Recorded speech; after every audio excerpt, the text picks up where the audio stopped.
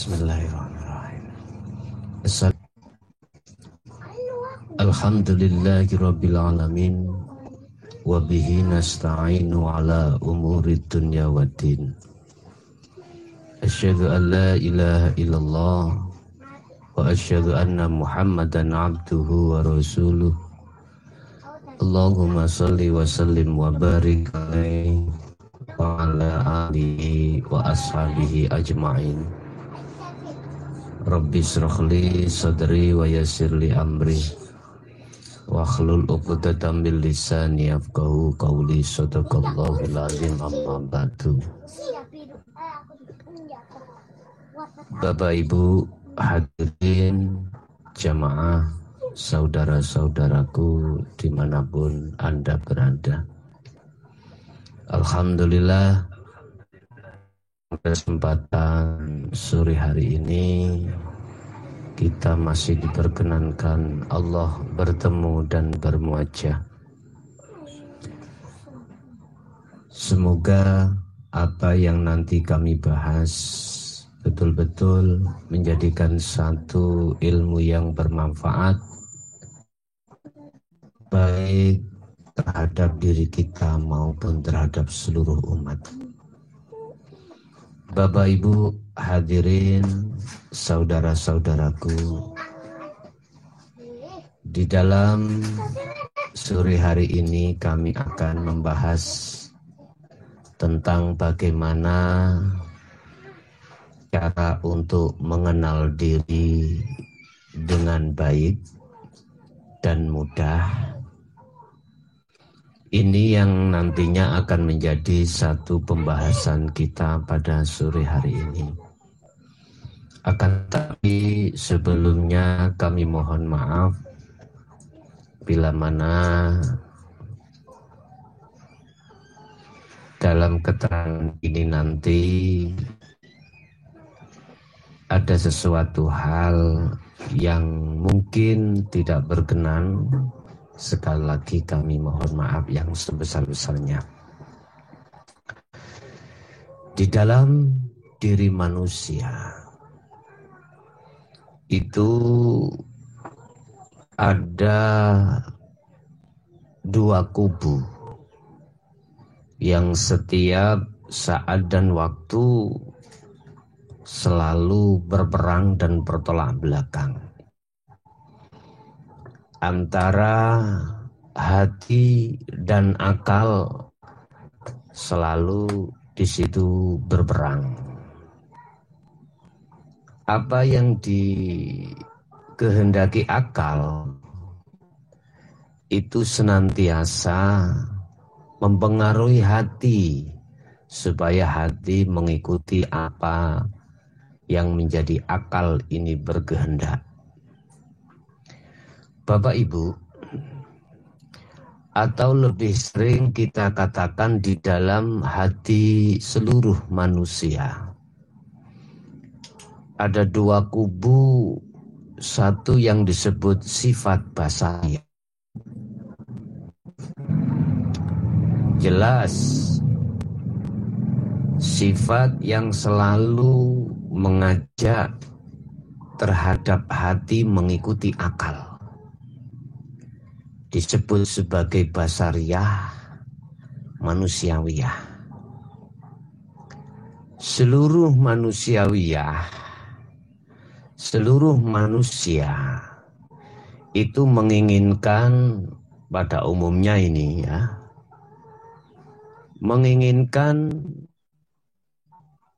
tidak mau untuk sakit, rugi.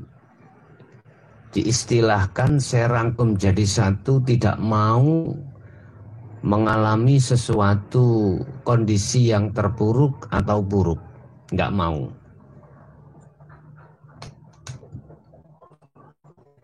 Ini sifat manusiawiyah, ya. Siapapun kita, manakala diri ini telah terkuasai sifat basariyah atau manusiawiyah, secara otomatis akan mengedepankan ya. Dan akal ini akan meminta sesuatu yang paling baik. Intinya tidak mau perkara-perkara yang tidak dikehendaki oleh akal. Manusia semuanya ingin dia itu ada segala-galanya. Apa yang dia angan-angan bisa tercapai. Akal manusiawiyah. Apa yang dia kehendaki, angan-angan supaya tercapai. Tetapi sadar atau tidak, manusia itu sesuatu itu pasti akan terjadi dua hal. Ada satu kegagalan, ada satu keberhasilan. Lah, manusia semuanya itu pengennya adalah berhasil. Mau gak enak, mau gagal. Ini manusiawiyah. Lah, di dalam sifat basariyah ini Bapak Ibu, saudaraku, didomin atau dikendalikan oleh dua nafsu, yaitu nafsu nafsiyah dan nafsu amaroh. Kedua nafsu ini mempunyai beberapa sifat yang tercela. Sifat atau nafsu nafsiyah itu menimbulkan ujub, riya, takabur, atau sifat-sifat yang di situ mengementingkan keegoan atas diri kemakhlukannya atau basyariahnya. Ya. Lah, di dalam nafsu nafsiyah dan amarah ini selalu kompak. Contoh, tatkala yang dihadapkan atau yang diangan-angan, yang dikarepno seorang manusia itu hal-hal katakanlah bisa saya berjalan itu ke arah barat sampai tujuan. Tetapi di situ gagal. Lah, pasti amaroh, nafsu amaroh ini muncul. Emosional. Itu muncul dikarenakan keegoan kita yang sangat liar. Bapak Ibu, ini pasti akan dialami oleh siapapun, ya. Pasti ini. Lah, bagaimana cara kita untuk mengendalikan daripada sifat basariyah? Nanti kita bahas. Kita bahas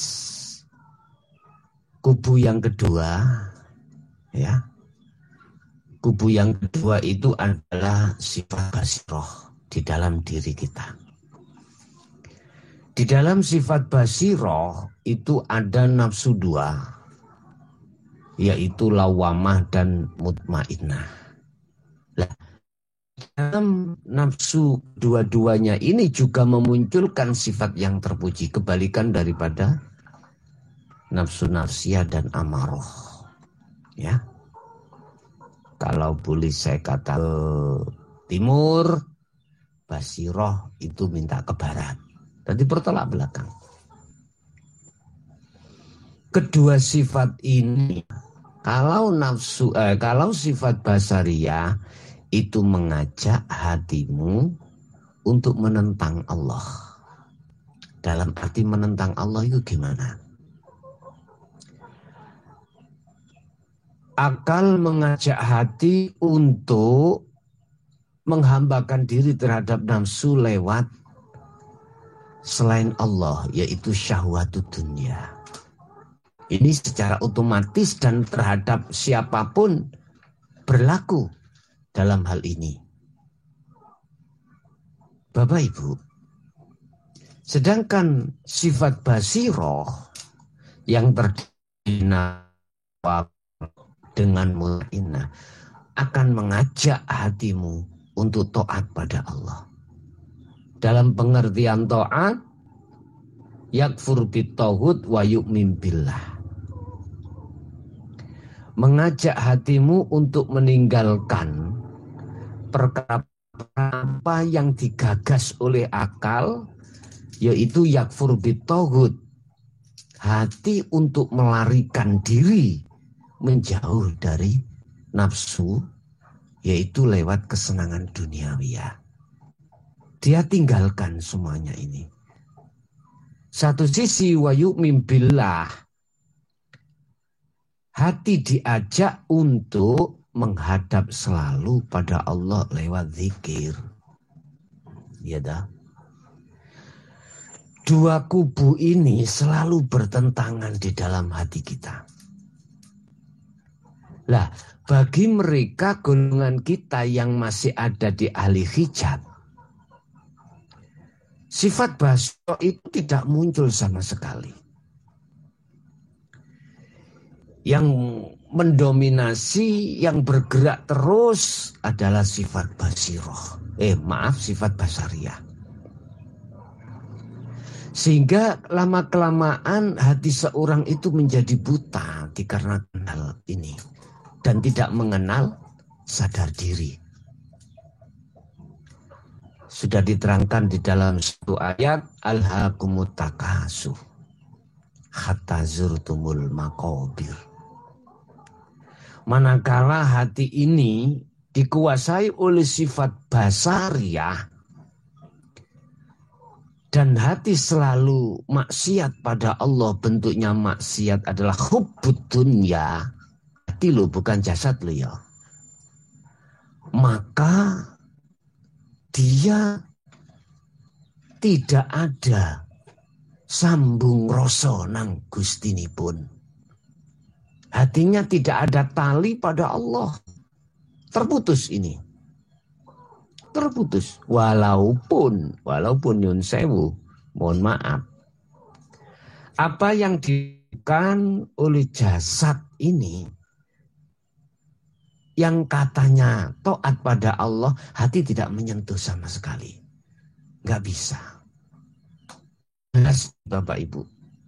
Sehingga gerakan apapun yang dilakukan oleh jasad ini di mata Allah itu sudah tidak laku lagi. Artinya hubitat a'maluhum wa ma lahum min nasirin. Tidak bisa diterima sebagai amalan solihan, tidak bisa. Walaupun kayaknya itu termasuk amalan soleh. Bapak Ibu, sadar atau tidak sadar, itu yang terjadi pada diri kita yang masih di ahli hijab. Kita nggak usah jauh-jauh ngomong orang lain. Diri kita sendiri. Tatkala kita masih tergolong sebagai ahli hijab. Ahli hijab itu ahli yang hati tertutup oleh kesenangan dunia. Hati lo bukan jasad. Itu pasti tidak merasa kalau kita itu berbuat zalim pada Allah. Bapak Ibu, inilah yang kami maksud orang yang belum kenal diri sendiri.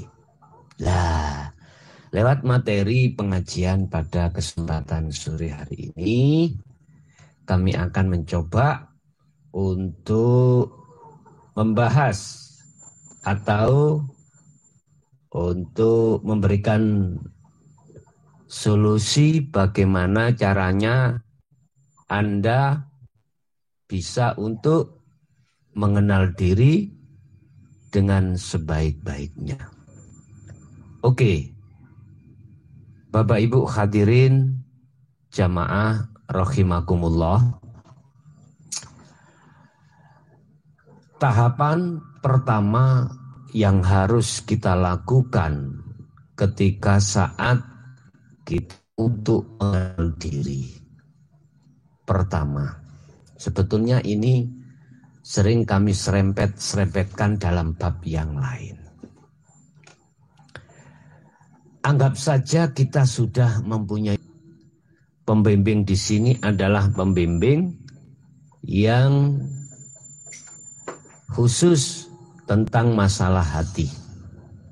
Bagaimana hati ini bisa cepat lekas sampai pada Allah.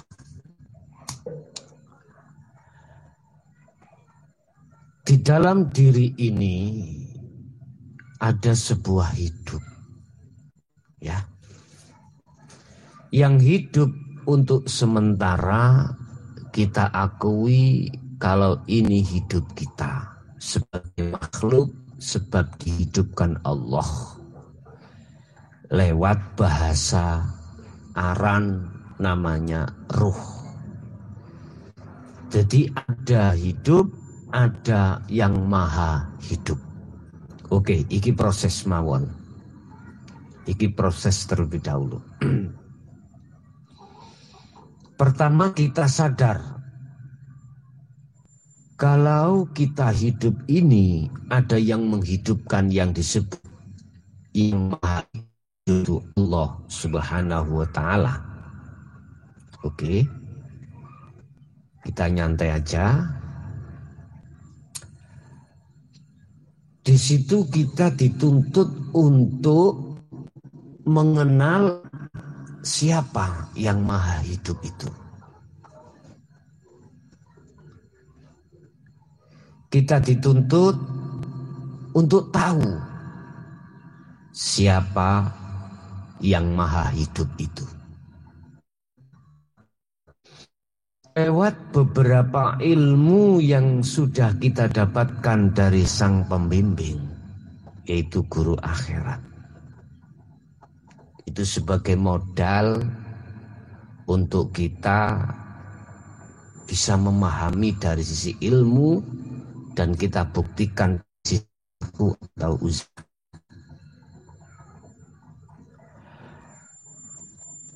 Mungkin sedikit kami jelaskan tentang masalah pembimbing ya,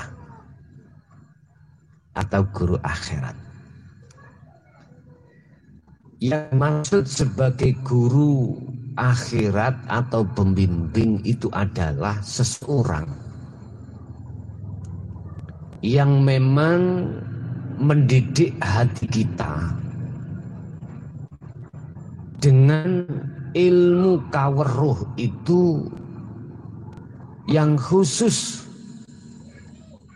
tentang bagaimana hati ini bisa sampai ke ahad dan mengahadkan Allah itu sendiri. Berbicara tentang guru akhirat, ada yang mengatakan harus bermuajah, berobitoh langsung terhadap yang bersangkutan. Menurut kami, mohon maaf sebelumnya ya, saya kurang sependapat. Guru akhirat itu bisa Anda langsung bertemu terhadap orangnya ataupun lewat media. Lewat media, yang media itu ada hasilnya, ada sesuatu yang bisa untuk dibuat nyambung antara murid dengan guru. Tentunya ini tidak terlepas dari nomor HP. Yang kesemuanya itu ditujukan untuk berkomunikasi atau bermuhadasah manakala satu murid itu mempunyai satu kesulitan, mengalami satu kesulitan. Dan ini sah. Makanya kalau kita mau memberikan tausiah lewat medsos, ya, di YouTube atau di FB, biar keabsahannya itu di mata Allah memenuhi syarat, maka wajib si mursyid atau si pembimbing ini memberikan media untuk berkomunikasi langsung. Tidak dilewatkan oleh khalifah atau orang lain, tidak boleh. Harus langsung nomor yang bersangkutan. Kalau ini versi yang seperti ini sah. Versi yang seperti ini sah walaupun Anda tidak pernah bertemu terhadap sang pembimbing tersebut. Hanya bertemu lewat udara, lewat medsos. Sehingga boleh dibilang ada yang tanya, Gus, beat lewat YouTube itu sah apa enggak? Lewat telepon itu sah apa enggak? Lewat WA itu sah apa enggak? Saya jawab sah. Manakala memang ada tali yang bisa dibuat untuk berkomunikasi. Walaupun tidak pernah bertemu. Zaman sekarang jangan disamakan dengan zaman dulu, Pak, ya. Kalau zaman dulu memangnya harus bertemu, harus bermuajah. Walaupun jauhnya itu bermil-mil, wajib murid itu datang ke tempatnya guru dan menemui guru tersebut. Kalau zaman sekarang, menurut pendapat saya, itu sah. Dan keabsahannya itu bisa kami pertanggungjawabkan. Oleh karenanya barangkali kurang sepaham dengan apa komentar saya, sekali lagi mohon maaf yang sebesar-besarnya. Oke, kita lanjut. Ketika saat kita dianggap guru sudah cukup ilmu itu, cara yang termudah untuk kita mengenal diri itu hanyalah lewat keistiqomahan kita selalu menjalankan uzlah atau zuhud, yang di dalam zuhud itu pasti akan dibekali kita oleh sang guru, yaitu berzikir. Dan zikir itu pasti akan disampaikan oleh sang guru bagaimana caranya kita bisa mengenal diri.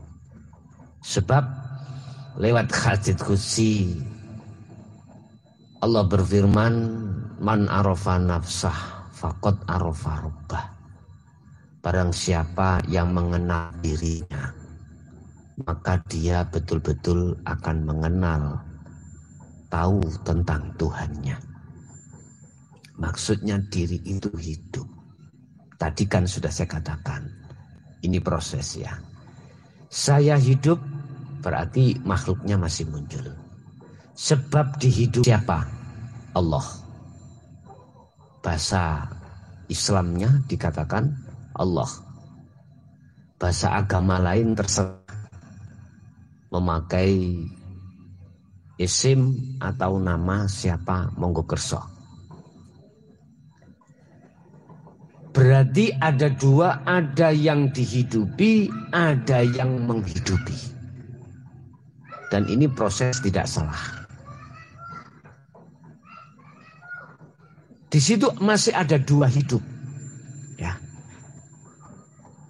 Makhluk dan Allah.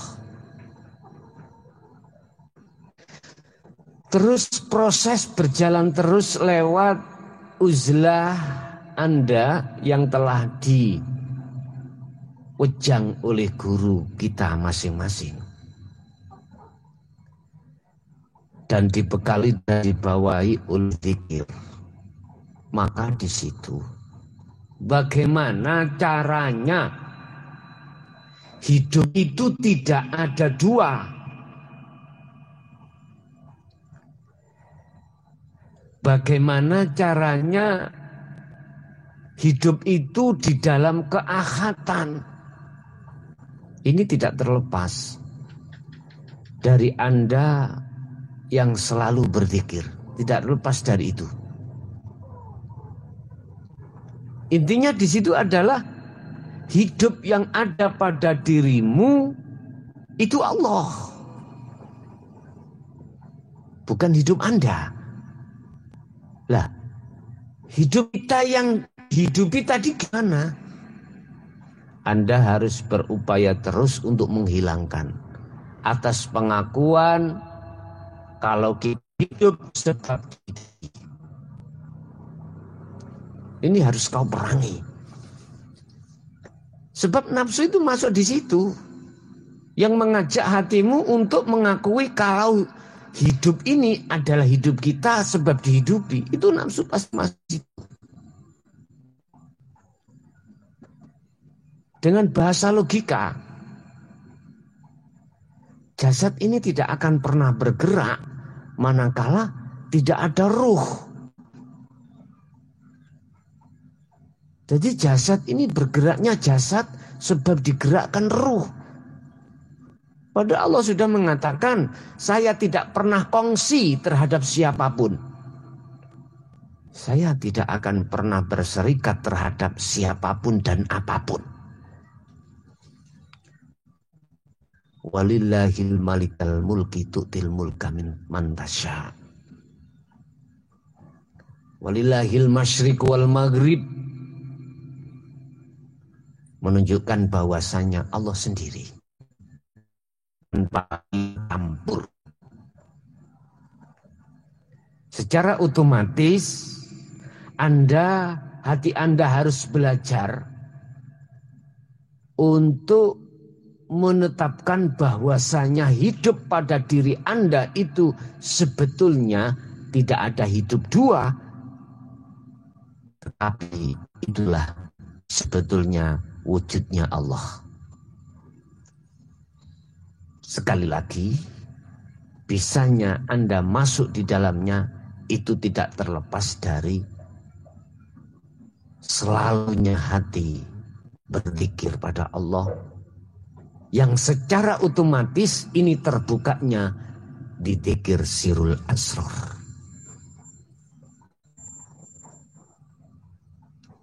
Baik uzlah Anda secara khusus maupun secara umum harus selalu dilibatkan,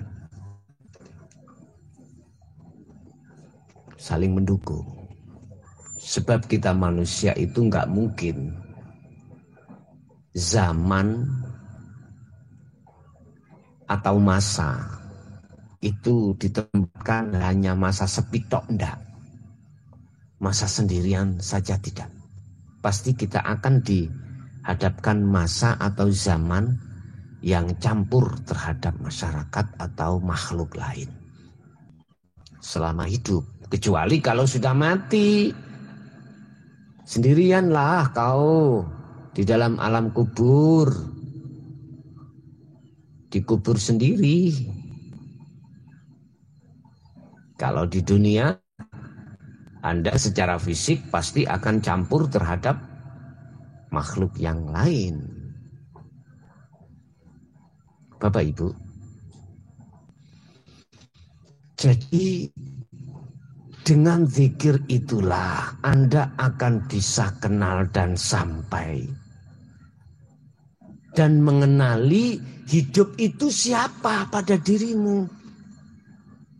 Dikatakan orang ini akan mengenal dirinya manakala dirinya sudah tidak mengakui bahwasanya hidup ini hidupnya, tetapi hidup ini adalah Allah. Inilah yang dijawab di dalam surat At-Toha ayat 14. Andai kata boleh saya katakan hidup itu bila ini anallah la ilaha illa ana. Sesungguhnya saya, hidup ini loh berkata. Itulah yang mempunyai nama Allah. La ilaha illa ana. Dan tidak ada Tuhan selain saya. Manakala sesuatu hal ini sudah terjadi pada dirimu, pentajalian atau yang muncul keakuannya Allah, maka ini dikatakan sebagai orang yang sudah tahu jati diri. Berarti gimana? Dirinya makhluk sudah tahu kalau hidup itu Allah, bukan hidupnya sebab dihidupi, bukan. Setelah mengenal pada dirinya sendiri, hidup secara otomatis mengenal Tuhannya, yaitu maksudnya akhirnya seluruh di alam apapun ini hidup, udah tidak ada bedanya. Allah dohir, ya Allah batin. Awal akhir pun juga Allah. Akhirnya tidak ada awal, tidak ada akhir, tidak ada dohir, tidak ada batin. Adanya ya kuwi, itu. Ini yang kami maksud orang yang sudah mengenal diri. Sekali lagi saya katakan, cara untuk bisa lekas dan mudah untuk mengenal diri adalah sering-seringlah hatimu beruzlah. Uzlah itu beda. Hatimu anikbutullaha wastanibut tauhid. Arahkanlah hatimu untuk pada hidup. Wastanibut tauhid, dan tinggalkanlah hatimu dari selain hidup. Dengan cara berzikir. Lah ini udah toh, gampang toh. Dengan cara berzikir. Lah, sedangkan zikir itu kuncinya bisa Anda sampai pada hidup sirul asraf. Apa sih zikir itu? Zikir kan bahasa Arab. Bahasa Indonesia adalah ingat. Diterjemahkan secara istilah, zikir adalah hati sadar dan menyadari bahwasanya hidup itu Allah. Bukan hidup pada dirimu itu sesuatu yang dihidupi Allah. Bukan Sang Yang Maha Hidup. Bukan. Hidup pada dirimu itu Allah. Atau di alam selainnya. Itulah Allah. Tinggal hatimu itu masuk di dalam latifah situ. Simple toh? Mudah. Dan ini bisa Anda lakukan dimanapun Anda berada. Kata Rasulullah, ittaqullah haitsuma kunta. Dimanapun Anda harus bertakwa. Nah, takwa tadi ilmu, amal, istiqomah. Tumpaan ini zikir. Loh, tulis. Sampai Allah mengatakan dalam satu ayat tentang masalah takwa ini, Bapak Ibu. Ya ayyuhalladzina amanu taqullaha haqqa tuqatih. Haqqa tuqatih. Loh, dengan takwa yang sebenar-benarnya. Takuno. Terengginasa. Sungguh-sungguhlah Anda untuk beruzlah terhadap Allah. Zuhud pada Allah. Uzlah, zuhud, kholwat, topo, meditasi sama. Dalam satu pengertian, hatimu yakfur bitauhid wa yu'min billah. Atau dalam ayat lain, anikbutullaha wastanibut tauhid. Artinya semuanya adalah hatimu harus menjauh dari kesenangan dunia. Walaupun secara fisik, basariah campur dengan kesenangan dunia. Karena tuntutan hukum syariah, hukum basariah. Kita sebagai manusia butuh makan, ya, butuh minum. Keluarga kita, anak istri, ya butuh sandang, papan, pangan. Tetapi hatimu Tidak boleh. Hatimu nggak boleh bercinta terhadapnya. Yang Anda cintai hanyalah hidup yang menguasainya. Dengan cara selalulah hatimu berzikir pada Allah. Ini cara yang termudah dan langsung bisa dipraktekkan. Ya. Dalam istilah bahasa teori saya, zuhud ada dua kelompok, ada secara umum, ada secara khusus. Saya katakan secara umum, itu fisik berinteraksi terhadap kesenangan duniawi. Hati harus menjauh dari itu. 1, 2 adalah khusus. Baik fisik maupun hati harus menjauh dari kesenangan duniawi. Dan itu bisa terjadi manakala Anda melakukan sholat 5 waktu. Dan itu bisa terjadi ketika saat fisik Anda tidak berinteraksi terhadap duniawi. Boleh malam hari. Wa minal laili fasjud lahu fasabbihu. Ya. Silahkan Anda mencoba dan melakukan oleh seseorang setelah dibaiat oleh sang guru. Di dalam versi saya, masalah baiat tidak harus datang bertemu saya secara fisik, tetapi bisa mengikuti, ya, mengikuti di YouTube di bab hakikatnya syahadat, dan itu saya katakan sah manakala Anda betul-betul menjalankan sesuai dengan apa saran yang ada di dalam bab tersebut. Secara otomatis Anda akan diwajibkan menjalankan uzlah. Barangkali kurang paham, nanti bisa dibuka lagi bab hakikatnya syahadat dan bab zikir biar bertambah luas. Oke, Bapak Ibu hadirin, saudara-saudaraku dimanapun Anda, sebagai sambung rasa tali Anda pada saya kami berikan nomor HP yang harus bisa dihubungi terhadap saya.